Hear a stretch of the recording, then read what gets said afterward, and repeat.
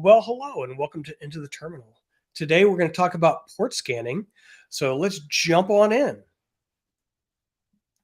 All right, so we're looking at a Red Hat Enterprise Linux system here, and I've already taken the liberty of installing the nmap command. You tell nmap the host name or IP address of the machine you want to scan, and what it will do is kick off a series of connections looking to see what services and ports are out there available to be connected to. There are some other interesting options with nmap as well. So we could do things like nmap -sv.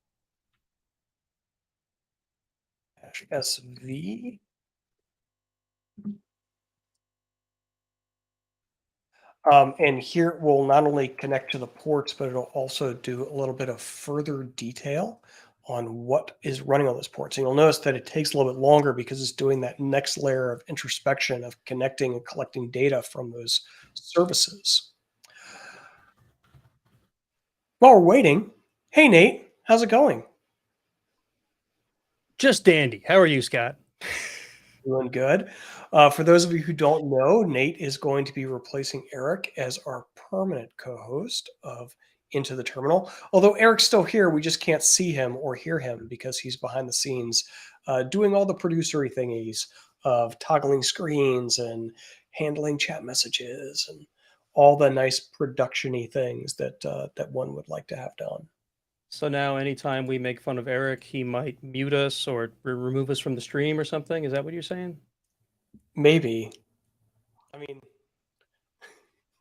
We'll have to be careful about that then, I suppose. man, He just pops in. how are we ever going to make hair jokes now? I don't even know. I don't know. I don't know. All right. So while we're waiting, I should caution you that using nmap may not be something you want to do at your job. So what nmap does is it actually kicks off a flurry of connectivity between your system and the system that you are scanning. And in some environments, that would potentially trigger alerts at your network operations center or in your networking team because that's unusual traffic. And you might get a visit from your friendly information security person.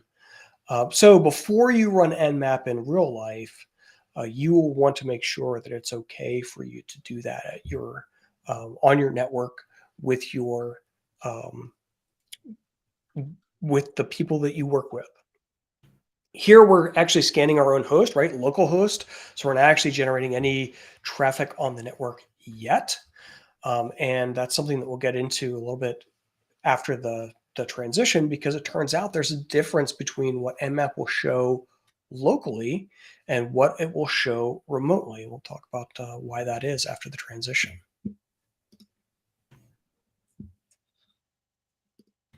So Nate, is there a -F option that I forgot for fast?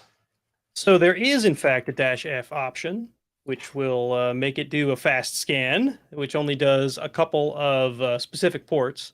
However, what you might have used is the -P0 command, which tells it not to ping. I don't know if ping is disallowed in our lab environment here. Oh, there we go. Just came back. There you go. What'd you get there? All right, so let's scroll up. All right, so it connected to ports, and then it said, hey, by the way, there are two unrecognizable services. So when it connected to port 5432, there was something sitting there. And it turns out that's the Postgres port. So it's connecting to the Postgres database. And then the other one is port 9090, and then it's brought back the content and is able to scrape off of that port after connecting that service. And Nate, what service runs on port 9090? Port 9090. That would probably be Web Console, wouldn't it? Yeah, and JSCAR got it in chat as well. So let me do my short scan again. And after the transition, we'll talk a little bit about how the services get named with these ports too. But it was able to not only figure out that the port is accurate, but also if it wasn't able to determine what was running on the port, it provided us some diagnostic data that it was able to collect. All right, the other scanning thing that we want to show off during the critical path here is SS. Right. So SS is the socket scanner. And in a previous episode that we did last year, I used Netstat. SS is the updated application to replace Netstat, which is a bit older with the distribution. And so what we see as the output of SS is all of the open ports and connections on this machine. So we not only see the type, but we also see the state. So this one is unconnected. This one is an established connection. We see some statistics on like how much data is being sent and received. And then over here, the local address and port of this thing. This is the remote address that is connected. So for this one, it's open because it's unconnected. But you can see here for this one that's established, this is the IP address and port that we're connected to. And then the last thing is this bit of data. This is basically telling you the local process that is responsible for managing this port and connection. So in localhost port 323 that is currently unconnected, that's the cronid service that is managing and listening on that port that's unconnected. Or here, network manager is the one who has this established connection with this other machine's boot PS port. So this reports only on the local systems connections out, tells you the remote systems it's connected to, as well as what local processes are responsible for those connections. So that's really handy to just kind of like figure out what network stuff is open or active on your machine, as well as being able to report a little bit on activity that's happening on those connections. Nate, any final things before we transition to our deeper dive? Just that in the deeper dive, we're going to get, well, deeper into why it matters, why you would bother scanning, why you'd bother checking these ports, right? And maybe what you can do about those. So, All right, so stay with us.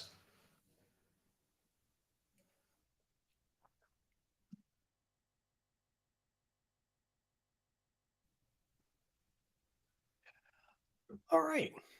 So, welcome back. time on the program where we go a little bit deeper into the topics that we covered in the critical path with our live audience.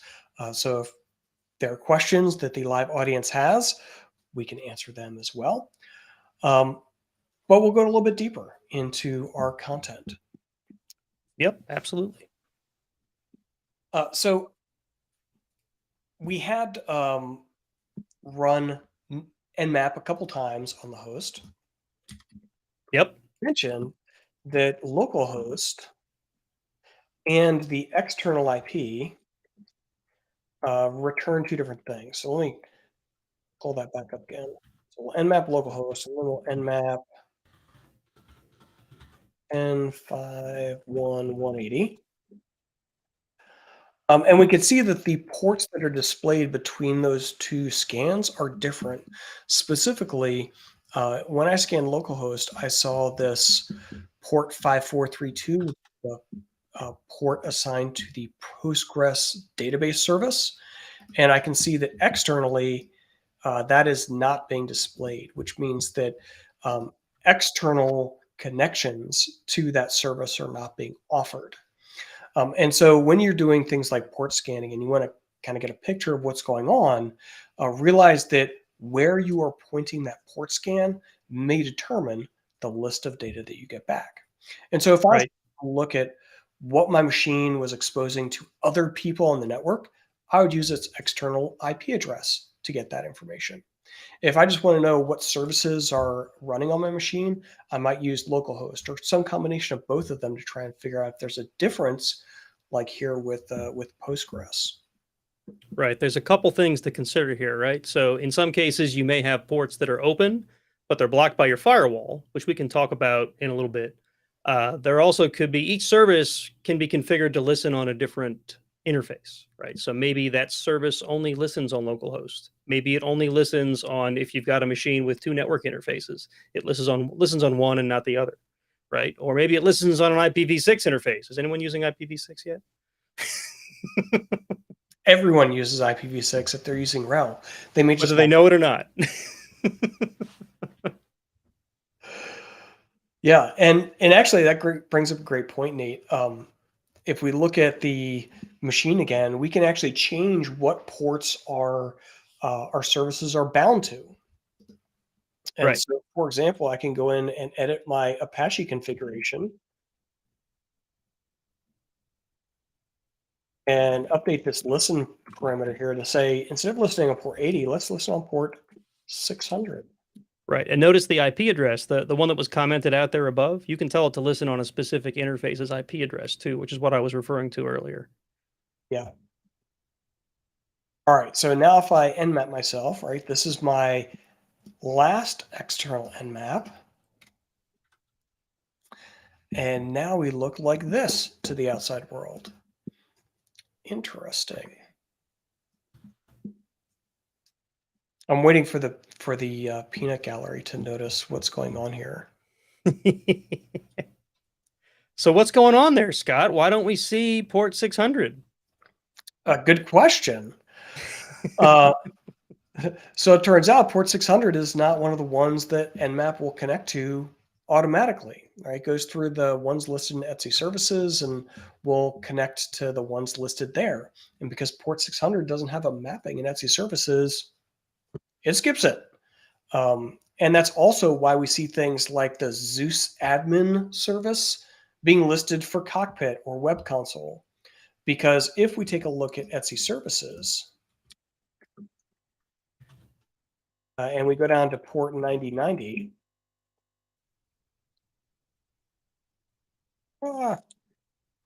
notice that it is not web console that's shown here on port 9090. So, and if we go to higher up in the file, try this again.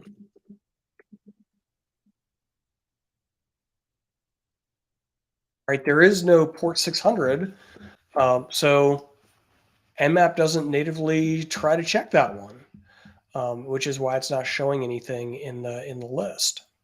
Now it could also be if you have a local firewall on. I don't know if you enabled it in your lab here, but if you have a local firewall and it's not allowing 600, that could also be the case. Potentially, and we could actually check to see if that's the case with firewall command.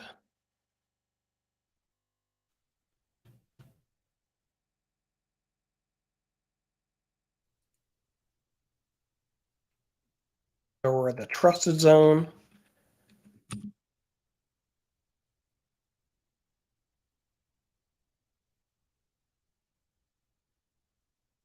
List all zones. What happens if we go off script, Nate? All right. So right there is what is currently listed. But also the target for my thing is accept. So it really doesn't matter whether the services are listed or not. They are set to accept connections. Okay. So I guess the other question would be if HTTPD didn't restart on 600, but we're not going to delve that deeply into it. It does, and we can actually verify that it does. Oh, I'm gonna break the internet. Here we go. Time for telnet. I'm watching for the hatred to come spewing in on chat. All right. So we're connected to port 600, and if I do something like send some random data that it's not expecting, it'll send back an error page, right? And notice that it says this is Apache 2453, and we actually got a error page back from the Apache server running on port 600. So it is there and listening and providing stuff. Yeah, there you go. All right, so we touched a bit on nmap, and Scott, you mentioned how you don't want to run this at work, and that's true. But however, I want to explain why I think nmap is still a good tool for people to run at work with permission. Okay, so the people you want to get permission from would be either like your network or systems admin, or maybe even your security team. This works even better if you're on the security team, because this is something you probably want to be doing. But nmap is a great way to check your network for things you didn't know were open, right? So in the case of Scott's HTTPD on port 600, right? You may have monitoring tools and whatnot in place that check if a thing is on port 80. They don't look at any other ports, right? So if you want to know if there's services running in places you don't expect them, doing nmap scans across your network are a great way to find that out, right? Now, again, systems administrators may not care too much about this, but if you've got the slightest thought of security, right, you may want to check these things. And there's a bunch of commands in nmap that will allow you to do that kind of thing.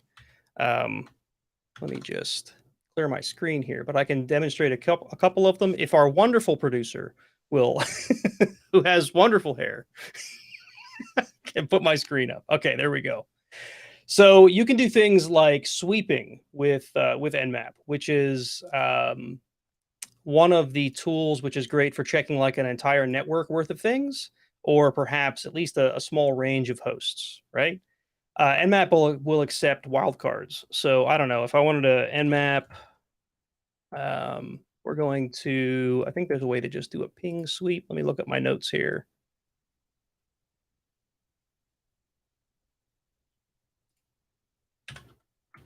This is it. And then you can give it a range of IP addresses here. Oh,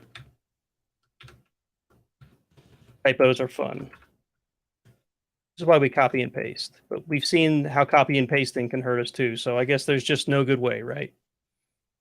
Yes, thank you, JSCAR. NAMP. NAMP is my new tool for scanning networks. Didn't you guys know that? I made my own. It looks just like nmap though. All right, so I don't know if we wanted to do, I don't know, all of the ranges of, we'll just go with localhost for now. Even though this, as anyone knows, this probably isn't going to get you much. What have I done? Why am I not typing anymore? There we go. We do star, right? This will accept wildcards in the same way that, say, bash will accept wildcards. You can also do ranges like if I wanted to do 1 to 5. I think it'll do it that way.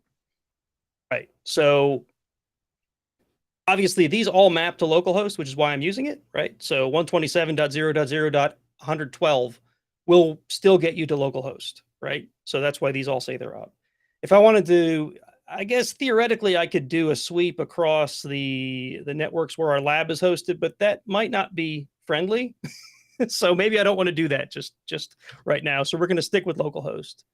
So SN, this does what's called a ping sweep. It basically says, is there a host here and is it listening, right? Now there's other ways to scan. Remember we said there's that fast scan that we were talking about earlier? I just do a -F. What this does is nmap normally scans ports 0 or 1, I guess, to 1024. You can tell it otherwise, and I can show you that later. But the fast scan will take only, not even all of the 0 to 124. It'll take commonly used ports between 0 and 124 and do a quick scan, right? So if we do that, you can see, obviously, again, we're getting the same host over and over again. But that quickly, it got me responses from all of these hosts. And it's actually not much slower if you do it straight out over the network, right? I was testing this in my own lab yesterday while I was preparing notes for today's session. And scanning my home lab wasn't really much slower. You'd expect it to be slower over the network, but it really wasn't. It's a really efficient and fast tool. There's also some other fun stuff you can do, like you can automate nmap. Say you run it nightly on a cron job, you can then output it to a file, right? So let's see here. If I do, we're going to do the same fast scan. We're going to go -O. And there's a couple output formats. We're going to use S because it's the one that I like the most. And I'll show you why in a minute. And then you give it a file name. Right now, you can output it in like greppable format, which puts them like line by line in a more easily searchable format. But the S option gives us the output in script kiddie, and that's a good one, right? So that's why I use that as a great example. But like I said, if we do OG greppable, a little bit of a better output, right? So this gives you line by line hosts, what ports are open. So this way you can then take the output and grep for, I don't care about ports 80, 443, whatever. I want to see if there's any ports I don't know about. You could do like a grep-v and filter those out, for example. Or you could even take this and dump it into a database or a table or a spreadsheet or something. So yeah, nmap is a pretty powerful tool once you get your hands on it and get an idea how to use it and what to do with it. Yeah, and in the chat we have a couple of things going on. One is somebody mentioned netcat. That's Mm-hmm. MBTD, and he also mentioned working with a device file that is dev TCP and IP address and a port number. And what that will do is it will actually like create a connection between this host and that IP addresses and port number connection. And so netcat is good for connecting or testing connectivity between services or providing load for services. Connecting to a specific device file, that one is really handy if you wanted to verify that a service was available or a port was available before doing something else. So a lot of the uh, programmatic methods that you would use for testing to see if something was listening before you do something else, that would be a great way of doing it. So if I was building a shell script, for example, that was going to upload content to an FTP server or use SCP to transfer content to a server, I might first connect to port 22 on the remote host or whatever port SSH is running on to verify that the connection can be made before I then start trying to push data to it. And then experience like timeouts and a variety of other networking things if the service and port is not available. So if you're building in diagnostics or validations of your environment, using that device file to make that connection first to prove that it's there, to then move on and transfer data or interact with that system in some way or transfer a page off of it, whatever it is. That way you can provide an appropriate error message like that machine does not appear to be responsive prior to actually trying to work on it and getting some other weirder error message from the application that's trying to do something with that remote system. Yeah, netcat you mentioned, that is a great tool. A lot of people, as they were complaining about our use of telnet, maybe today they weren't, but in the past. But with netcat, you can test connectivity to a port, or you can even use it to open a port locally that you can then try to connect to. So if you're in the design stage or the deployment stage of a new application, you could say, you've asked your firewall admin, open up this port for me. I'm going to need it in a week. If you want to make sure that port's open, you can use netcat to test that before your services are even up and running, right? So that's another great use for netcat. I used to use netcat to move block devices around my network when moving VMs from one host to another. Crazy use of netcat, but it works because it'll move it block by block. You can send DD through netcat to a file on the other end. It's crazy. Then you can kill with sig user 1 DD to get a statement of like how far it's gotten on that DD. Come on. Right. I didn't say it was the By the best way, but it was the only way we had at the time. uh, don't worry. JSCAR definitely noticed and threw some shade on my use of Telnet. Poor Telnet. Look, Telnet is still a great tool for troubleshooting and testing. It's not great for like setting up a server and connecting to your machine anymore. That's a very bad use of Telnet. But if you needed to just test a port, it's great. Why do people hate poor little Telnet? It's no worse than Netcat. Netcat's not encrypted either.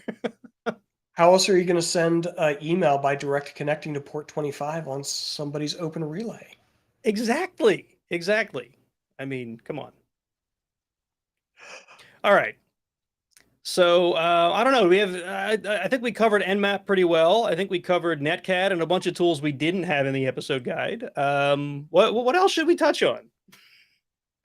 We had mentioned firewalling. We did mention firewalling, though I don't know if we have a demo set up for that. But the firewall-d tool is great for opening or preventing connections to and from different ports on your system, right? And a great example of this, and I know people don't do it this way, but there was a time when people would put their database and their web application on the same host.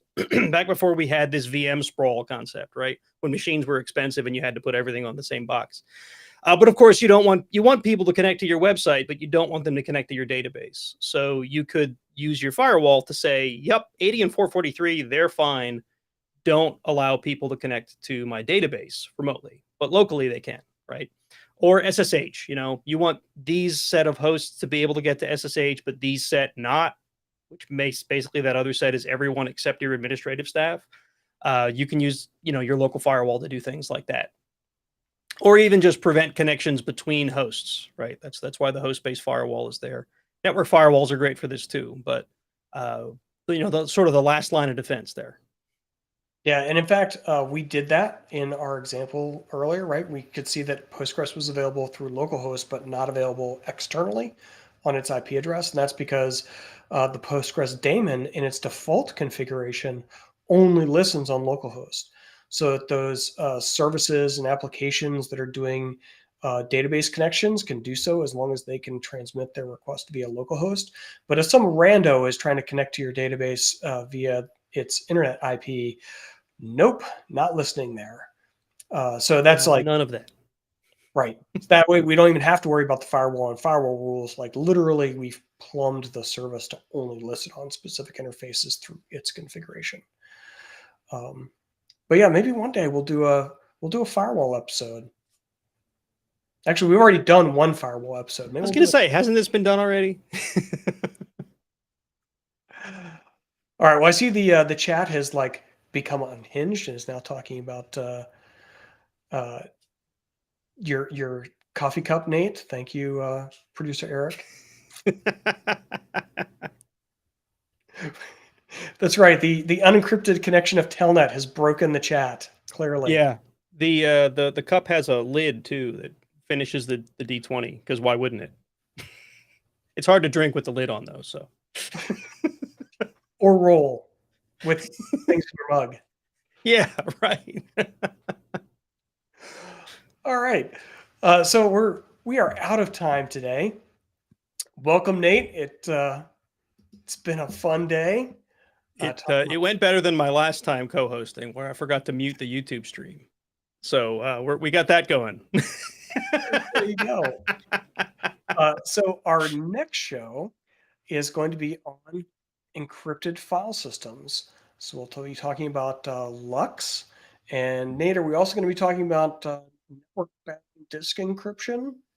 That is the plan. So we'll see if we can get a good demo together for that. If not, maybe we'll just talk about the theory. But hopefully we can get a demo together that'll work and we can demonstrate it. So, yeah. Right on.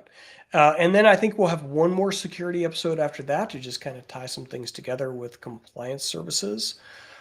Speaking of which, this one's called security because it turns out that like network scanning tools are what your auditors use for connecting to your systems to see what you're running and what versions of things are running, the same way that we did with nmap and netstat.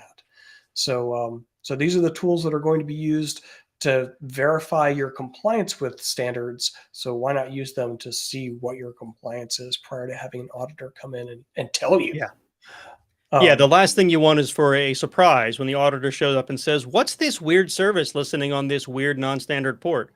Oh, that's the rootkit that was running on my machine all this time that I didn't know was there. You don't want that. Don't want that. All right. Well, until next week, Into the Terminal folks, thank you for tuning in. If you're watching deferred, don't forget to like and mash that subscribe button so that you can be notified when we are coming on the air. We've scheduled an episode. Thanks, everybody. Thanks, everybody.